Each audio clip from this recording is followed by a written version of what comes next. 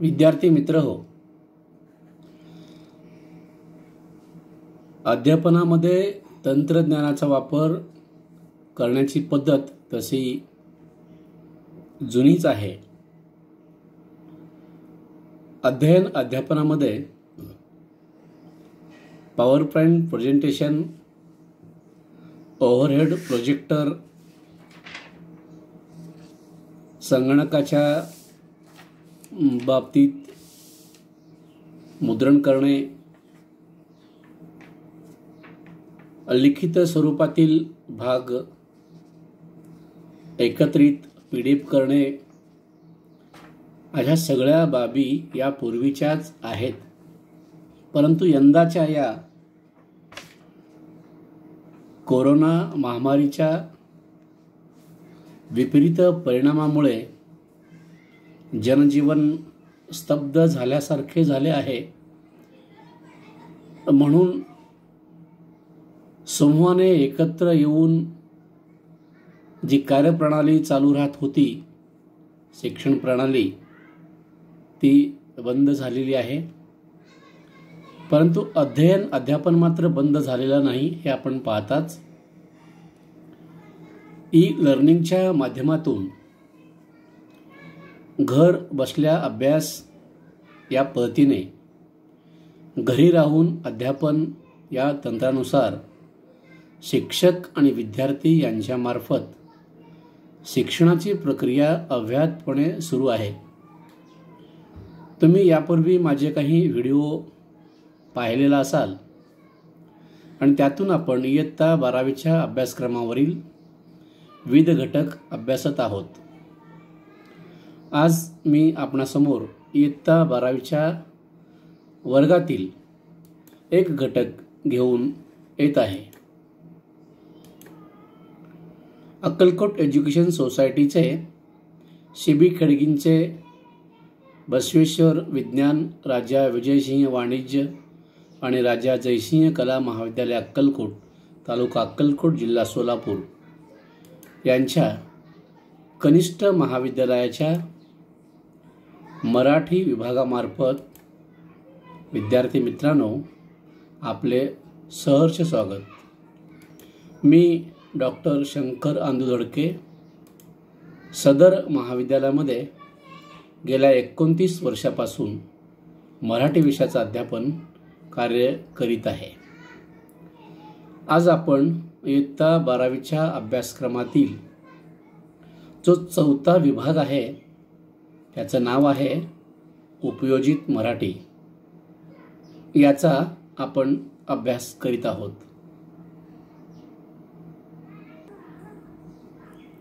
विभाग 4 उपयोजित मराठी या घटकामधील अध्ययन घटक आहेत ते 4 घटक आहेत. यातील अध्ययन घटक जे आहेत ते मराठी भाषा दैनंदिन जीवनात उपयोगात आणण्यासाठी आणि त्या आधारे मनुष्य व्यवहार सुरळीत होऊन स्वतःला अर्थार्जन मिळवता येईल, लोकांच्या काही गोष्टी पूर्ण करता येतील, अशा या बाबी या घटक या अध्ययन विभागात समाविष्ट केलेले आहेत. गेल्या वर्षी आपण 11वीला होता, आपण पाहिलेलं आहे. या विभागामध्ये सूत्रसंचलन, कार्यक्रम पत्रिका, मुद्रित शोधन, अनुवाद, रेडिओ जॉकी यासारखे घटक होते. हे सर्व घटक भाषा विकसित करणारे घटक आहेत. भाषिक कौशल्य यात असतात आणि या आधारे व्यवसाय नोकरी करता येते. रोजीरोटीचा एक साधन म्हणून या उपयोजित मराठी विभागाकडे पाहिलं जातं. यापूर्वी फक्त भाषिक विषयातून साहित्य, वाङ्मय शिकवलं जायचं, परंतु आज या भाषिक विषयामध्ये साहित्याबरोबर भाषा देखील शिकवली जाते. भाषेचे वैविध्य, भाषेचं उपयोजन आणि भाषेमुळे मनुष्य व्यवहार कसा सुरळीत राहतो या सर्व बाबी या घटकातून अभ्यासायच्या आहेत. यंदा 12वीमध्ये अभ्यासक्रमात कोणते घटक आहेत ते पहा. 1. मुलाखत, 2. माहितीपत्रक, 3. अहवाल, 4. वृत्तलेख. यातील ही घटक जे आहेत हे सर्व आपल्याला नव्याने अभ्यासावायचे आहेत. मुलाखत ही घटक यापूर्वी अभ्यासक्रमात नसलेली तुमच्या अभ्यासक्रमात आलेली आहे, परंतु यापूर्वी 12वीला हा घटक होता. माहितीपत्रक नव्यानं आलेला आहे. अहवाल हाही घटक नव्यानं आलेला आहे. वृत्तलेख हा घटक जुनाच परंतु नव्या पद्धतीने. यापूर्वी बातमी लेखन असा घटक अभ्यासक्रमात होता. त्याचा पुढचा टप्पा या 12वीच्या इयत्तेमध्ये वृत्तलेखाचा घटक हा आलेला आहे. प्रत्येकाची माहिती आपण स्वतंत्र एकेका व्हिडिओमध्ये पाहणार आहोत. आजच्या तासाला माहितीपत्रक याबाबतची माहिती आपण समजावून घेणार आहोत.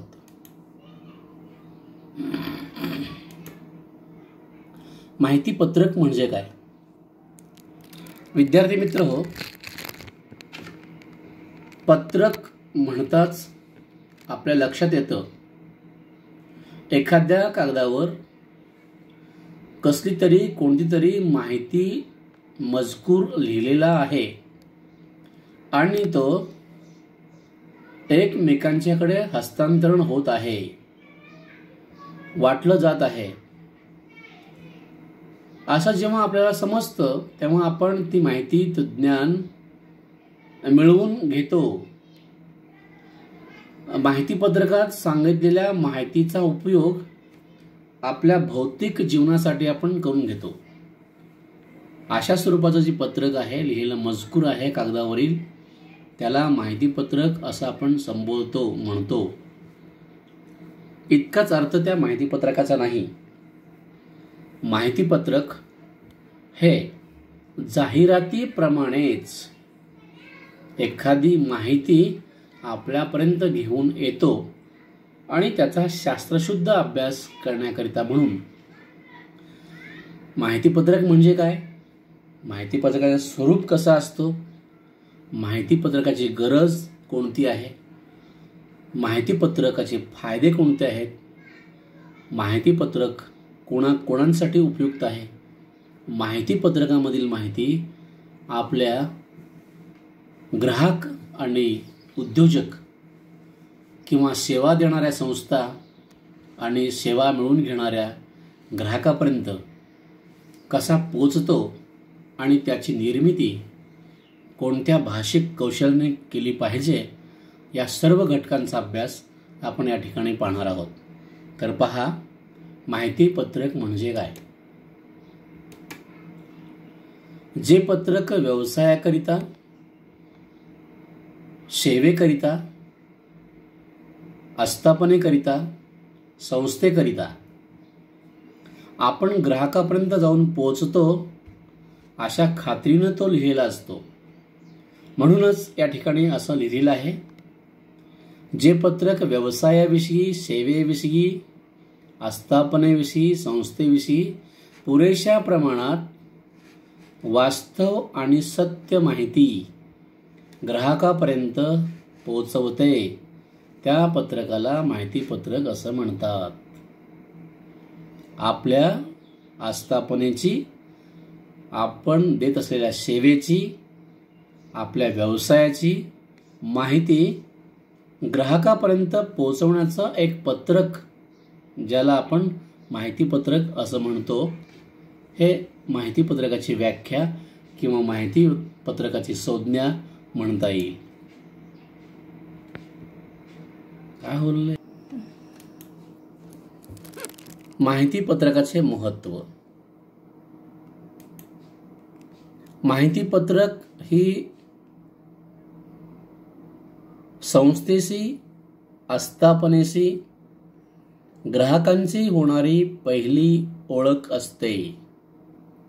त्यामुळे माहितीपत्रक प्रभावशाली असले पाहिजे. माहितीपत्रक व्यवसाय आणि ग्राहक यांना जोडणारा दुवा असतो.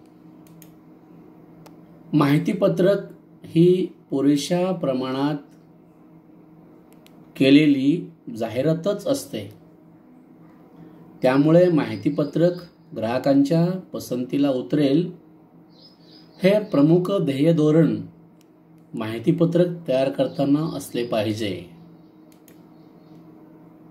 उत्तम माहितीपत्रक ग्राहकांच्या मनात तुम्ही देत असलेल्या सेवेविषयी जिव्हाळा व विश्वास निर्माण करते.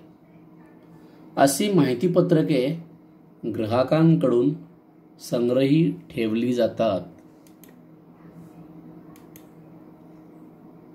आता पहा, माहितीपत्रकाची काय आवश्यकता असते.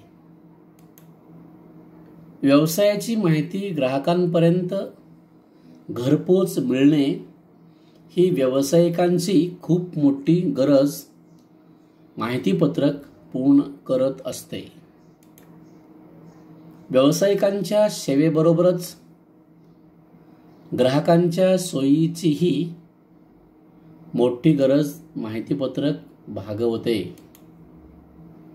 व्यावसायिक वेगळेपणा, बाजारातील नवनवीन तंत्रे, यंत्रे यांची माहिती ग्राहकापर्यंत पोहोचविण्यासाठी माहितीपत्रक खूप मोठी भूमिका बजावते. या ठिकाणी पहा, माहितीपत्रक याचा स्वरूप कसा असतो. माहितीपत्रक सर्वसाधारणपणे 2 किंवा 3 धड्यांचे तयार केले जाते. आपली माहिती जास्त असेल तर जास्त पानांची, आपली माहिती कमी मजकुराची असेल तर कमी पानांची ही माहितीपत्रकं तयार केली जातात. माहितीपत्रकासाठी उत्तम दर्जाचा कागद वापरला जातो. माहितीपत्रकातील अक्षरांचा आकार वाचनीय असावा. विविध आकृत्या, आकर्षक रंगसंगती, रेखाचित्रे, छायाचित्रे, नकाशे, सांख्यिकी यांचा समावेश माहितीपत्रकात आवश्यकतेनुसार आणि आवश्यकतेते केलेला असतो. अशा स्वरूपाची ही माहितीपत्रकं तयार केलेली असतात. माहितीपत्रक तयार करताना कलात्मक रीतीने तयार केलेले असते. त्यानंतर पहा, माहितीपत्रक तयार करताना घ्यावयाची काळजी. माहितीपत्रक हे तुमच्या व्यवसायाचा भविष्यकाळ आहे.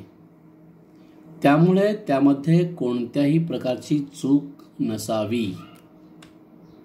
माहितीपत्रक तुमचा कायदेशीर पुरावा असतो. म्हणून असत्य किंवा अवास्तव माहिती त्यात देऊ नये. जर दिली गेली तर ती माहिती तुम्हाला अडचणीत आणू शकते. माहितीपत्रक तयार करताना आपल्या सेवेची, आपल्या संस्थेची, आपल्या आस्थापनेची प्रमुख उद्दिष्टे, ध्येय धोरणे इत्यादींची अचूक माहिती असावी लागते. माहितीपत्रकातील माहितीबाबत कोणत्याही प्रकारची शंका ग्राहकांच्या मनात उत्पन्न होणार नाही याची काळजी घेतलेली असते. हे तुमच्या व्यवसायाच्या विश्वासार्हतेला बाधक ठरू शकते. म्हणून माहितीपत्रकातील माहिती ग्राहकांच्या मनात शंका उत्पन्न न होईल अशा स्वरूपाची असावी लागते. त्यानंतर पुढचा मुद्दा पहा. माहितीपत्रक तयार करताना भाषेबाबत घ्यावयाची काळजी. म्हणजेच माहितीपत्रकात आपण जी माहिती लिहिणार आहोत त्याचा मजकूर लिहिताना भाषिक कौशल्याचा वापर कसा करावा लागतो या बाबींचा विचार या ठिकाणी केलेला आहे. माहितीपत्रकातील भाषा वाचनीय असावी आणि ती लेखन नियमानुसार असावी. शुद्ध लेखनातील चुका माहितीपत्रकात असू नयेत. शुद्ध लेखनातील चुका माहितीपत्रक समजून घेण्यात खूप मोठा अडथळा निर्माण करू शकतात. माहितीपत्रक वाचनीय होण्यासाठी त्या माहितीपत्रकात त्या मजकुरात योग्य ठिकाणी विरामचिन्हांचा वापर करावे. माहितीपत्रकातील भाषा साधी सोपी असावी. त्यात छोट्या छोट्या वाक्यांचा समावेश असावा. माहितीपत्रक वाचताना वाचकांना कुतूहल वाटेल अशा शब्दात माहितीपत्रक तयार करावे. भाषा आव्हानात्मक असावी. माहितीपत्रकात माहितीचा केवळ भडीमार नसावा तर संक्षिप्तपणा केलेला असावा. म्हणून भाषा कौशल्य या ठिकाणी वापरून माहितीपत्रक नेटके करण्याचा जो ध्येय असतो त्याचा वापर या ठिकाणी केलेला असतो. यापुढे पहा. माहितीपत्रकाचे तांत्रिक वेगळेपणा कसे जपावे. आपल्या संस्था किंवा आपण देत असलेली सेवा याबाबतची जी माहिती आहे ती इतरांच्या पेक्षा रोचक आणि वेगळी माहिती सादर करावी.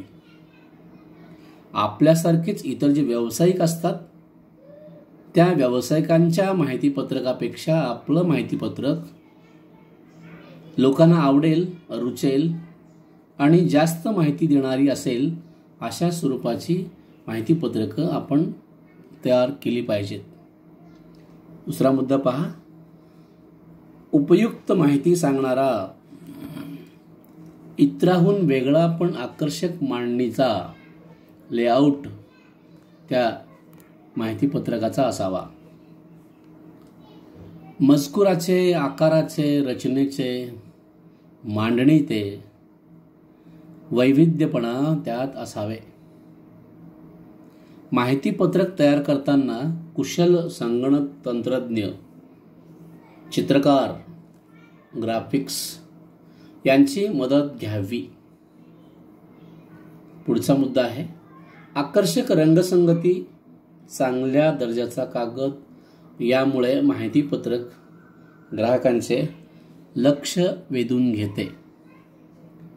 आपल्याला कागदाच्या, माहितीच्या, अक्षर मांडणीच्या वेधकतेनुसार ग्राहकांना आपलंसं करण्याचं जे साध्य आहे ते साध्य होईल या स्वरूपाचं लेखन आणि मांडणी या माहितीपत्रकाच्या तांत्रिक वेगळेपणात आपण जपलं पाहिजे. यानंतर पुढचा मुद्दा आहे. माहितीपत्रकातील अत्यंत आवश्यक बाबी. माहितीपत्रकात या गोष्टी नक्की असल्याच पाहिजेत. ते पहा. संस्थेचे, आस्थापनाचे, संघटनेचे नाव, पत्ता, दूरध्वनी क्रमांक आणि आजच्या काळातील भ्रमणध्वनी चलभाष्य क्रमांक. त्यानंतर टपाल पत्ता. त्यापुढचा मुद्दा संकेतस्थळ. त्यापुढे बोधचिन्ह आणि त्यापुढचा मुद्दा घोषवाक्य. या सगळ्यांच्या नुसार जेव्हा माहितीपत्रक ग्राहकांच्यापर्यंत जाऊन पोचतो तेव्हा आपल्या संस्थेबद्दल, आस्थापनेबद्दल लोकांच्या मनात कोणतीही शंका राहत नाही. त्यांच्या सर्व प्रश्नांची उत्तरं यातून मिळालेली असतात आणि ते आपल्या व्यवसायाच्या दृष्टीने हिताचे किंवा फायद्याचे ठरतात. यानंतर या घटकावर स्वाध्याय कोणत्या स्वरूपाचे येतात ते आपण पाहू. तुमच्या महाविद्यालयाचे माहितीपत्रक तयार करा.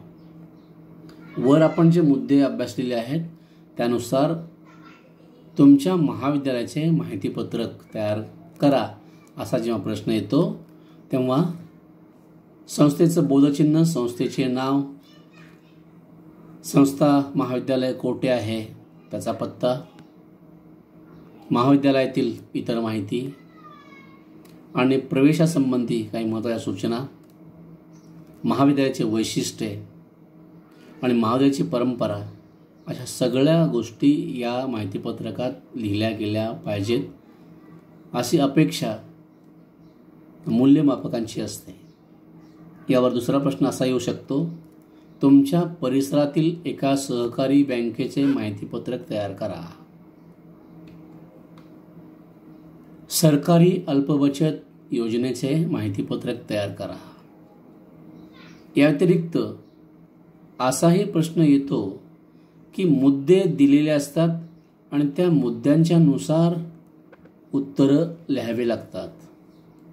विद्यार्थी मित्र हो, मुद्दे म्हणजेच माहितीपत्रक याचे महत्त्व, माहितीपत्रकाची गरज, माहितीपत्रक तयार करताना कोणते भाषिक कौशल्य वापरावे लागतात असे मुद्दे दिलेले असतात. त्या मुद्द्यानुसार उत्तर लिहिणं अपेक्षित असतं. विद्यार्थी मित्र, हा भाग तुम्हाला आवडलेला असेल. पाठ्यपुस्तकाच्या आधारे हा भाग मी इथं तयार केलेला आहे. आपल्याला पाठ्यपुस्तकातील लेखन वाचून काढायचं आहे आणि या मुद्द्याशी तुम्हाला पडताळून पाहायचं आहे आणि स्वाध्यायाच्या बाबतीत मात्र आपली या ठिकाणी स्वनिर्मिती असू शकते. या ठिकाणचा हा प्रश्न उपयोजित असा प्रश्न आहे. अप्लाइड क्वेश्चन याला म्हणतात. असा अप्लाइड क्वेश्चन आहे. तुमची भाषिक कौशल्य या ठिकाणी तुम्हाला दाखवता येतात. हा घटक तुम्हाला जर अवघड वाटला तर दिलेल्या मुद्द्यानुसार तुम्हाला त्या प्रश्नांची उत्तरे लिहावी लागतात. मुद्द्यानुसार उत्तर जेव्हा लिहिता तेव्हा तुम्हाला ते पुस्तक वाचून त्यातील माहिती समजून घेऊन लिहावी लागते. इथे तुमचं आकलन पाहिलं जातं, तुमची अभिव्यक्ती पाहिली जाते. परंतु यापूर्वीचे जे प्रश्न सांगितलो, माहितीपत्रक तयार करा या स्वरूपाचे, या ठिकाणी मात्र तुमची सृजनशीलता, तुमची नवनिर्माण क्षमता आणि आपलं भाषिक कौशल्य हे आजमावता येण्यासारखं आहे. म्हणून दोन्हीपैकी कुठलाही प्रकार तुम्ही पाहू शकता. विद्यार्थी मित्र हो, मला जर तुम्हाला संपर्क करायचा असेल, काही शंका विचारायची असतील तर त्याकरिता म्हणून हा चलभाष्य क्रमांक मी आपल्यासमोर मांडतो आणि पुढच्या व्हिडिओमधून इयत्ता 12वीच्या समास किंवा प्रयोग या दोन्हीपैकी एक घटक घेऊन येण्याचं आश्वासन देतो आणि थांबतो. धन्यवाद.